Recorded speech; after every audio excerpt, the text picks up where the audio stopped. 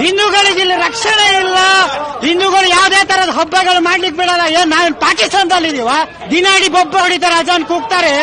ಅಜಾನ್ ಕೂಗಿ ಇವ್ರು ನಾವು ಸಹಿಸ್ಕೊಂಡಿಲ್ವಾ? ಖಾಲಿ ಒಂದ್ 5 ನಿಮಿಷ ಗಣಪತಿ ಹೋಗ್ಲಿಕ್ಕೆ ಮಾತ್ರ ಈ ತರ ಹೇಳ್ತಾರಂದ್ರೆ ಇವ್ರಿಗೆ ಧಿಕ್ಕಾರ, ಮುಸಲ್ಮಾನರಿಗೆ ಧಿಕ್ಕಾರ ಹೇಳ್ತೇವೆ.